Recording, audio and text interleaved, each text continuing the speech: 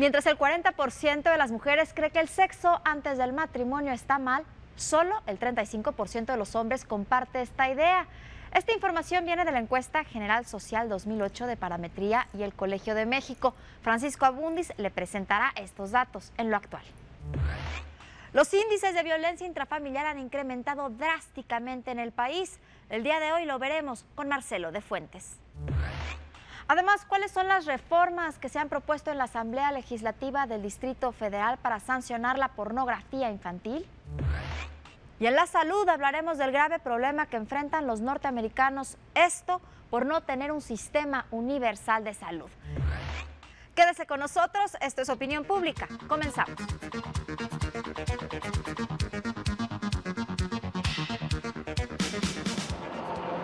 La opinión pública favorece al Partido Revolucionario Institucional según datos de la encuesta Mitofsky, que se levantó del 27 al 30 de marzo de este año.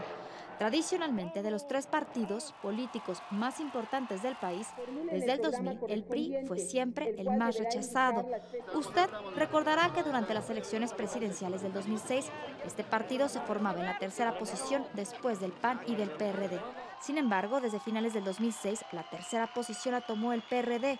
Por su parte, el PAN se ha mantenido poco rechazado, lo que genera una expectativa de crecimiento que aún no se consolida en los procesos electorales. Hoy, el PRI se encuentra como puntero en las encuestas y este es nuestro tema.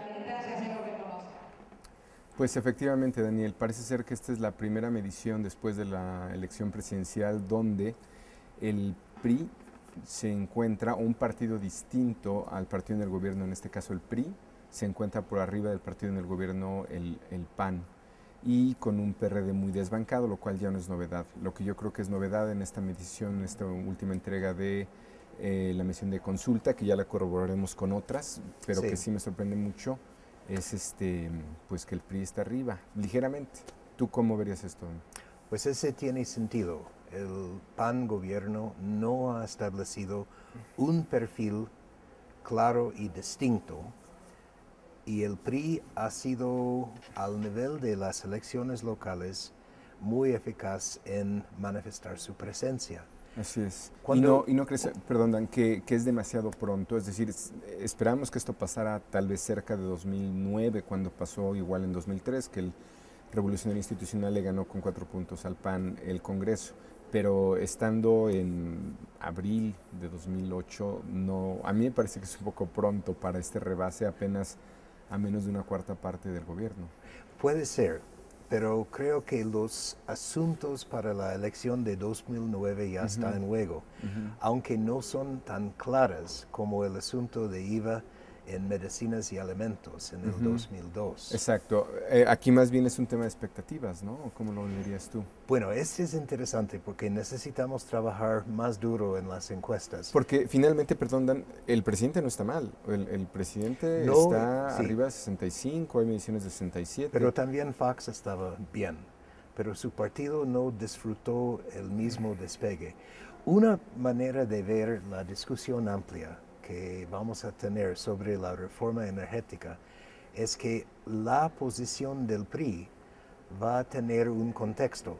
Obviamente hay asuntos muy profundos. ¿Cuál pudiera pagar un costo, dirías tú? Este puede ser una manera de buscar qué es el precio. Ok, pero no necesariamente, digamos. Bueno, una de las maneras de ver el precio es que el PRI va a insistir en mantener el nivel de la cancha lo más parejo posible y de no dejar que el PAN aproveche demasiado de posición en el gobierno con los anuncios que ya son al nivel de inundación. Claro. Ahora, otros dos datos que llaman la atención es simplemente el de identidad partidista, donde el PAN está muy bien, y el de la negatividad de los partidos. ¿Cuál es el partido sobre el cual tiene peor imagen? Que nuevamente es el PRD, que saltó a hacer ese dato así desde diciembre de 2006, que creo que no nos sorprende nada, ¿verdad? No, aunque lo que es interesante es el nivel de los que identifica como independientes. Ya está fija, casi 40%. Tenemos 60-40, 60 partidistas contra 40 independientes. Sí, y yo creo que este ya es la panorama, ese es el perfil que podemos anticipar. Claro. Pues seguiremos viendo estos movimientos en la preferencia electoral de aquí a las elecciones intermedias de 2009, pero creemos que había que llamar la atención sobre este dato, ¿no, Dan? Que por primera vez un partido distinto al partido en el gobierno está por delante y en este caso es el Revolucionario Institucional. Vayamos a nuestro siguiente dato de coyuntura. Los capitalinos tienden a ser más liberales que el resto de los mexicanos en lo que toca a temas de sexualidad. Los números indican que en el Distrito Federal el sexo prematrimonial es aceptado casi en el doble que si se compara con el resto de la República. La edad es otro factor importante en la aceptación de las relaciones prematrimoniales. Los jóvenes son quienes están más a favor de la práctica sexual en un 42%, mientras el 57% de los adultos mayores de 56 años opina que está mal tener relaciones sexuales antes de casarse. Esta es una encuesta de Parametría y hoy se la vamos a comentar. Pues así es, en esta medición que es parte de un estudio sociológico más largo y que pertenece a una serie en el tiempo y que se compara con otros países, conocido como Encuesta Social General.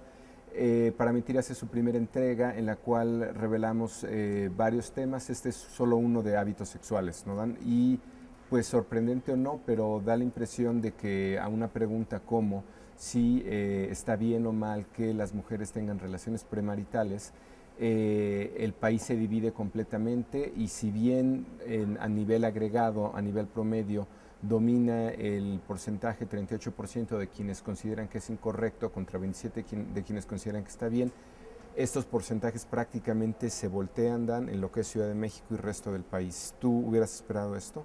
Sí, yo creo que ustedes van a encontrar algunas cosas parejas en otros países. Las grandes capitales, París, Londres, Madrid, Montreal, Toronto, Nueva York. Vamos a ver lo que conservadores y otros en el resto del país puede ser centros de pecadores, centros de ideas muy desafiantes a los al moral del país. Pero dentro de la ciudad y en otras ciudades también son señales de una especie de modernidad ilustrada. Entonces, esta tensión de provincia-capital sigue en muchas formas y yo me imagino que cuando ustedes hacen otras preguntas sobre sexualidad, vamos a tener la misma diferenciación, aunque con otras preguntas es posible que no hay tanta diferencia entre hombres y mujeres. Esta es una sola dimensión, que esa es la otra, ¿no? Al parecer las mujeres están todavía más en desacuerdo con el sexo premarital que los hombres, lo cual sorprendería un poco. Uno pensaría, es un poco como el aborto. En el aborto uno pensaría que las mujeres estarían más a favor y no es así, están más en contra. Y luego por edad, pues es natural, ¿no? Por edad es muy claro que se revierten los porcentajes. A menor edad, mayor permisibilidad con la idea de sexo premarital y a mayor edad, bueno, prácticamente se revierten los porcentajes, ¿no? 57% de la gente de mayores de 60 está en contra, mientras alrededor de 45 de los de 18, 25 están a favor. Esto sí sería previsible, ¿no? Yo creo que sí. Entonces, una de las cosas de comparación que es más importante a veces que la Ciudad de México y el resto del país es comparar México con otras grandes capitales, grandes ciudades. Porque si tiene sentido la globalización, debe ser una cultura urbana de las grandes ciudades. Y creo que México ya es parte de este proceso. Ahora, esta es una sola variable. Posteriormente vamos a reportar otras, como es el tema de homofobia o fobia a la homosexualidad, que me parece que es un dato donde si bien en este se ve un ambiente conservador y se ve un cambio por edad, en el otro dato preocupa un poquito que parece que no es así del todo. Muchas gracias, Dan. Gracias. Regresamos.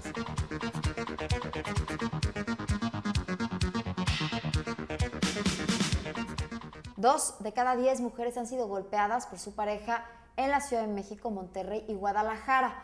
El tema del día de hoy, la violencia intrafamiliar, y precisamente está con nosotros Marcelo de Fuentes de Merck GFK. Marcelo, muchas gracias por esta entrevista. Hola Viviana, ¿cómo estás? Hola. Alarmantes estas cifras. Sí, me parece que en esta ocasión sí tenemos una cifra de la cual nos debemos de sentir terriblemente apenados. Porque tú acabas de dar un dato que en este momento lo tenemos que poner en contexto, pero que 2 de cada 10 mujeres de México, Guadalajara, Monterrey han sido golpeadas al menos una vez por su pareja, a mí me parece absolutamente inaceptable. Pero déjame hablar un poco, vamos a hablar de violencia intrafamiliar. Y yo quisiera primero comentarle a todo el mundo que no solamente el hecho de que una persona golpea a su pareja es violencia intrafamiliar. Hay otros tipos de A violencia ver, que también explícanos qué violencia viste en este estudio y también dame una pequeña historia de cómo hiciste este estudio o por qué lo empezaste a hacer. Mira, déjame poner primero el contexto de qué es violencia intrafamiliar, qué es lo que medimos en este proyecto. Nosotros estuvimos midiendo violencia que se conoce como violencia psicológica, es decir, cuando alguien utiliza groserías o cuando alguien humilla a su pareja, eso es un tipo de violencia. Hay otro tipo de violencia que es la violencia física, que es del dato del cual tú ya estuviste hablando, y esta violencia física tiene también otro capítulo que probablemente sea igual o probablemente un poco más grave del que tú hablabas, que es la violencia sexual.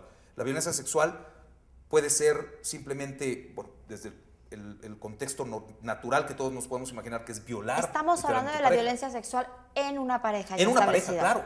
Y entonces mucha gente podría pensar, bueno, ¿y cómo puede violentar una pareja a su esposa o la esposa al esposo? Y simple y sencillamente es obligar a la pareja a hacer algo que ella no está de acuerdo en hacer. Y él puede utilizar inclusive cuestiones, él o ella por supuesto, pueden utilizar inclusive chantajes de decir, eres mi pareja, para eso estamos casados. Y sin embargo, si tú no quieres, te están violentando. Estás hablando de tener relaciones de cierta forma, ese tipo de cosas. Ahora, me hablas también mucho de que la mujer también está violentando al hombre. Bueno, yo creo que siempre hemos hablado muchísimo, nosotros hemos hablado, se han hablado en los medios de comunicación de la violencia que sufre la mujer. No hay duda, y quiero dejarlo perfectamente claro, que la mujer es elemento o sufre mucho más violencia que el hombre. No hay ninguna duda. Pero el hombre también, ¿no? Nada más en un dato de humillaciones estamos viendo 15% de los hombres son humillados por su pareja aquí en México. 21% de las mujeres son humilladas en México. Pero estás hablando ya de un 15% de los hombres, pero finalmente el hombre denuncia menos. Yo creo que aquí está el tema. Mira, si te parece, hablamos de diferentes tipos de violencia. Vamos a poner algunos datos sobre la mesa. Tú pusiste ahorita el dato de la humillación. A ver. Déjame poner un dato, por ejemplo, de qué porcentaje de las parejas reciben groserías por parte del otro. A ver, ¿qué porcentaje? En este caso creo que tengo que decir el contrario. A ver, dime, ¿qué porcentaje de las mujeres reciben groserías? En el caso de las mujeres es 3 de cada 10 mujeres reciben groserías por parte de su pareja, pero no son groserías, nosotros preguntamos, groserías que te humillan. Es decir, se están refiriendo a ti con palabras antisonantes y tú te sientes humillada por ella. 3 de cada 10. ¿Y de los hombres? Una tercera parte. ¿De las mujeres que humillan a los hombres? Es más o menos la mitad de las mujeres. Es decir, estamos hablando más o menos de un 15%. Cifra tampoco despreciable. Sin embargo, bueno, otra vez, en contexto, mucho más alto el caso de las mujeres. Entonces, esa es como la primera parte de la violencia. Luego tendría que seguir la violencia de la cual tú hablaste. La violencia en donde la mujer o el hombre es golpeado. Y yo tengo aquí el dato, yo diría... bueno, un dato muy, muy revelador es qué porcentaje de las parejas tienen miedo del contrario. E insisto, estoy hablando en este momento del contrario. Ese debe ser altísimo. A ver, dime, ¿qué porcentaje de las mujeres en México le tienen miedo al marido? 20% de las mujeres. 2 de cada 10 mujeres tienen miedo de lo que el marido les pueda hacer en un arranque. Por ejemplo, estás hablando de que 2 de cada 10 mujeres tienen mucho cuidado cuando el marido está un poco de mal humor porque no sabe si le puede llegar a golpear, a pegar, a humillar, a hacerle cualquier cosa. Pero pongamos el dato, imagina que tú vives con miedo de la persona con la cual compartes un hogar, compartes una familia, compartes una casa. Y que finalmente se supone que lo quieres, ¿no? Bueno, y que tienes una serie de cosas que te unen a él o te unen a ella. Entonces, 20% de las mujeres tienen miedo. ¿Cuántos hombres le tienen miedo a la mujer? Ese dato es muy importante. La mitad, el 10%. O sea, un hombre de cada 10 hombres le tiene miedo a que la mujer lo golpee o lo humille o lo trate mal. Tiene miedo de cómo podría reaccionar ante un momento de ira. Ya sea que te aviente un cuchillo, te aviente un sartén o lo que quieras. 1 de cada 10, mujeres 2 de cada 10. Insisto, los datos en todos los sentidos son muy altos. Me gustaría llegar a la cifra de violencia sexual, porque creo que la combinación de esta con la cifra que tú diste es lo más importante del proyecto. En el caso de las mujeres estamos hablando del 10%. 10% de las mujeres son humilladas por su pareja en el tema de una agresión sexual. Contextualicemos.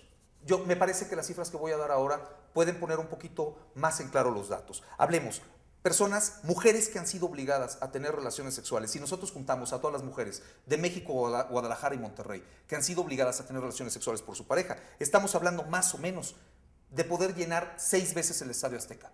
6 veces el Estadio Azteca. Con mujeres que han sido violentadas sexualmente. Con mujeres que han sido por ejemplo, humilladas. ¿Cuántas mujeres han sido Humilladas por su pareja, por la manera como les habla. Estamos hablando más o menos de 1,5 millones de mujeres. 1,5 millones. Es decir, a veces los porcentajes nos pierden, pero me parece que es muy importante que pongamos también las cifras en valores absolutos.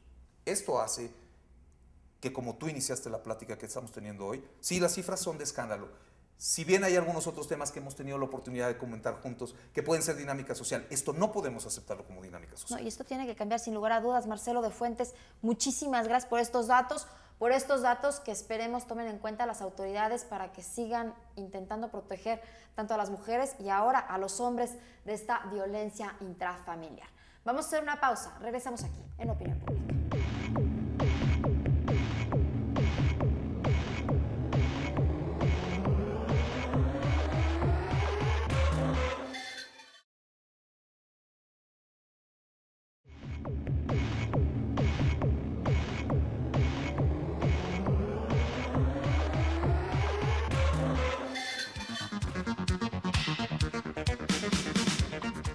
Más de 40 millones de adultos en los Estados Unidos no cuentan con seguridad social.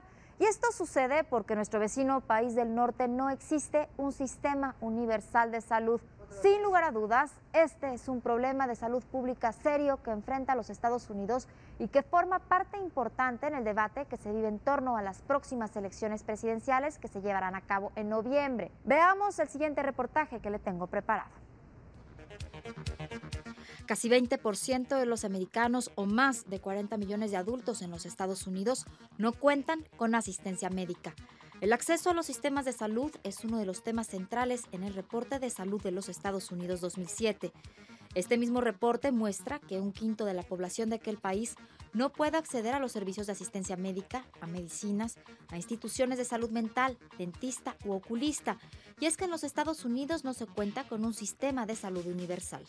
Un sistema universal de salud es cuando el Estado logra a través de forma directa o a través de los particulares darle a toda su población, solamente por ser un ser humano, acceso al servicio de salud.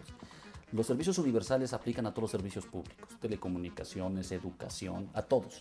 Y significa que ha logrado un Estado su evolución por darle todos los servicios básicos a su población. Nadie podría dudar que el de salud es indispensable. Estados Unidos es el único país desarrollado que no tiene este sistema universal de salud. La mayor parte de los servicios son proporcionados por empresas privadas y aseguradoras, excepto aquellos procedimientos principalmente infecciosos que son prioritarios para el gobierno federal. Porque no ha llegado a poder completar que toda su población ingrese. Desde hace 10 años, aproximadamente, los empleadores empezaron a recortar sus aportaciones. ¿Por qué? Porque les salía muy caro. Las aseguradoras están anunciando muchísimas pérdidas y las primas las han subido a precios muy altos. Eso trae como consecuencia que entre 45 y 60 millones de americanos no tengan servicio universal de salud. El Estado aporta recursos a instituciones privadas por medio de distintos sistemas de salud como el Medicare, que es equivalente al seguro social que tenemos aquí en México, el Medicaid, que es un subsidio a la población más necesitada. También cuentan con un programa de salud infantil que cubre los servicios de los niños más necesitados y el servicio de salud para los veteranos. Estos sistemas públicos solo abarcan el 27% de la población. Este mismo documento detalla que 1 de cada 10 personas de entre 18 y 65 años en aquel país dicen no tener el suficiente ingreso para comprar medicamentos. También se dice que 1 de cada 20 adultos de entre 45 y 65 años padecen de presión arterial alta, tienen problemas del corazón o diabetes y no cuentan con asistencia social. En este momento se está discutiendo, la plataforma electoral de los demócratas, de Obama y de Hillary, es que sí se debe dar el servicio de salud directamente del Estado. Y los republicanos están omisos en el tema, porque los intereses de las aseguradoras y los empleadores los representan más los republicanos y los demócratas representan mucho más al del empleado. En este problema es quién va a ganar las elecciones de Estados Unidos para saber si van a lograr el servicio. México lo que tiene es un servicio aspiracional al tipo europeo, en donde el Estado de forma directa garantiza el acceso al servicio y me parece que es mucho más eficiente el sistema europeo que el sistema americano. Hoy la primera economía del mundo tiene decenas de millones de sus habitantes sin acceso al servicio de salud. Además, 10% de las mujeres más pobres del país no pueden acceder a servicios de salud por no contar con los medios de transporte. De acuerdo con el US Census Bureau, 16% de la población, es decir, 47 millones de personas, no cuentan con un seguro de gastos médicos, principalmente gente de escasos recursos. Asimismo, el costo de las medicinas generalmente no es cubierto por los seguros. Este tema será sin duda uno de los principales en las próximas campañas electorales para elegir al presidente de aquel país. Y hablando de la salud de nuestro vecino país del norte, le comento que en los Estados Unidos escasean médicos para latinos. Esto según un estudio realizado por la Universidad de California. Existen unos 3,000 médicos latinos para atender una población de casi 12 millones de hispanos, situación calificada como alarmante por este mismo estudio. Continuamos aquí en Opinión Pública.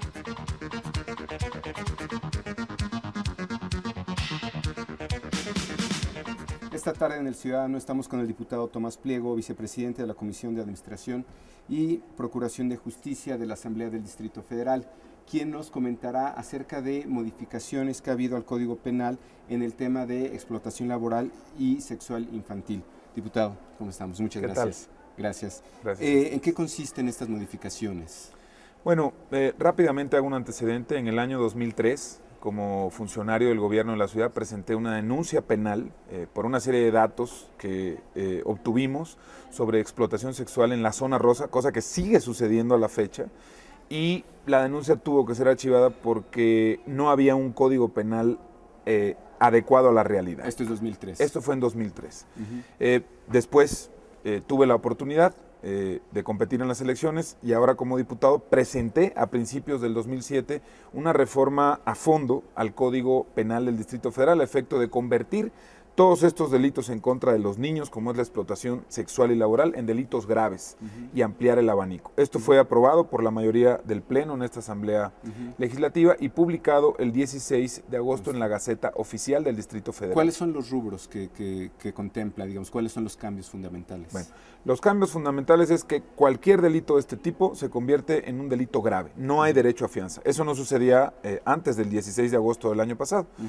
Podía haber incluso un arreglo económico entre los padres y los delincuentes y finiquitar el asunto. Ya no se puede este asunto. Y en renglones específicos sería sobre temas como turismo sexual. Se creó el tipo penal que no existía de turismo sexual, que es el turismo sexual como delincuencia organizada y no una acción en lo individual de una persona. Y se creó también el tipo penal de trata. De manera tal que ahora el Código Penal abarca una serie de conductas que no estaban contempladas, amplió el abanico de conductas y la sanciona con penas muy severas. Hasta 50 años se puede pasar a alguien en la cárcel. Hace un rato nos mencionabas que simplemente el hecho de tener pornografía, de consumir pornografía, ya se convierte en un delito. Efectivamente, no nada más el que la vende, no nada más el que la produce, sino el que la almacena en su casa, el que cuida a los niños y les da alimentos, el que los traslada de Oaxaca, de Veracruz, de Tabasco a la Ciudad de México para estas producciones lamentables, terribles, es sancionado con la misma severidad que el que toca al niño, que el que comete el delito en contra del niño. O sea, se amplió todo el abanico. Todo esto es para menores de 18 años. Todo esto es para menores de 18 años, efectivamente, para adolescentes y niños. ¿Qué podría explicar que esto esté pasando en la Asamblea del Distrito Federal y no esté pasando en otros congresos? Digamos, ya van varias iniciativas que surgen desde esta Asamblea que no le quiero llamar vanguardia, pero podrían, yo creo, desde un punto de vista liberal y de regulación, llamárseles así, son como de más avanzada. Sí, efectivamente, yo creo que el Distrito Federal es el centro del país. En el Distrito Federal el pensamiento es mucho más abierto, es mucho más democrático, es mucho más tolerante. Lo podemos ver en una serie de encuestas, de datos, en donde se vierten opiniones en general de la ciudadanía sobre su visión sobre la cuestión sexual. Pero aquí en la ciudad efectivamente traemos vanguardia en muchos temas y uno de esos es el de la explotación sexual. Nosotros creemos que esto debe multiplicarse en los estados, que debe tomarse en consideración, porque si bien el Distrito Federal enfrenta un problema grave en materia de explotación sexual y laboral infantil, pues existen paraísos sexuales en materia de explotación infantil, como es Cancún y como son algunos otros estados en donde incluso hay altos funcionarios, es el caso de Guadalajara, Jalisco, que están involucrados en estas cosas, en estas actividades y simple y sencillamente no son sancionados. Diputado Pliego, quisiéramos comprometerte una segunda entrega para que nos hablaras un poco más de cómo está el contexto internacional, nosotros presentarte algunos números de qué tan de acuerdo estaría la gente con algunas de las modificaciones a este código y ver si nos puedes ampliar un poco más de cómo está pasando esto en el resto del mundo. Con todo gusto, sobre este tema hay muchísimo que hablar. Perfecto. Esto fue El Ciudadano en Opinión Pública. Regresamos.